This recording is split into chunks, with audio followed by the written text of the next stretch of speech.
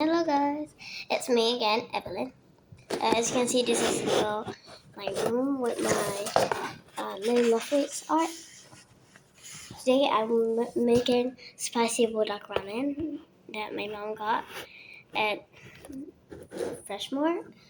I'm watching Coffee Tea Shoujo's video as well, so yeah, I'm gonna make the process. Back then, she desperately wanted to be treated like a heroine. Now, Iana felt like she didn't have the right to be exasperated with Yomi. As she tried to talk him out of his evil plans, he would embrace her warmly and assume she was trembling because she was afraid of Soul. He let her know that the magic he set up would be activated now. While her brain was still trying to process what she had heard, an explosion went off in the distance. Iana then rushed off to the scene. Yomi's magic was likely not very strong. At best, it was average. It wouldn't pose a threat to Konoha if her magic was awakened, but right now, she was vulnerable. Iana believed Jennifer and Soul would protect her sister, but if they were caught unaware, it would be terrible. In the garden, a plant monster appeared, throwing Konoha to the side. Before it could finish her off, Iana swung on the monster's tentacles, but ended up hurting her leg. Still, she fought it off, thinking it was unfair to let Yomi die when he simply existed because of her. She believed this was all her fault and that she deserved whatever happened.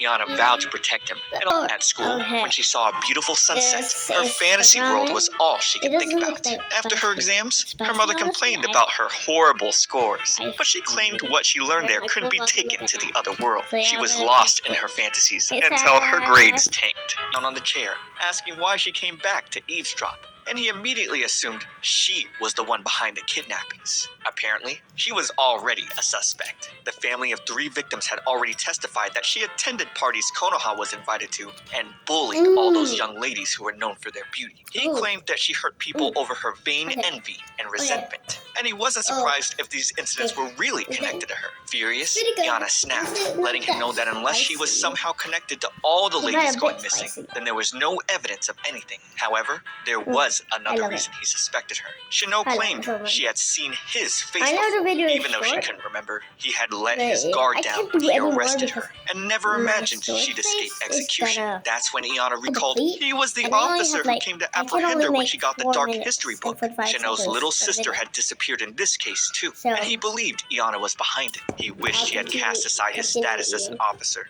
and executed her with his own 2 hands. Just as he was about to hit her, Yomi grabbed his hand, and he'd quickly back away. Soul also happened to be standing right behind him as well. They asked her what happened, but fearing Soul would find out why Shino suspected her, Iana lied that the police officer was just teaching her some self-defense techniques, so that she'd be able to protect Konoha if she were ever in a pinch. She signaled Shino to shush and to just go away.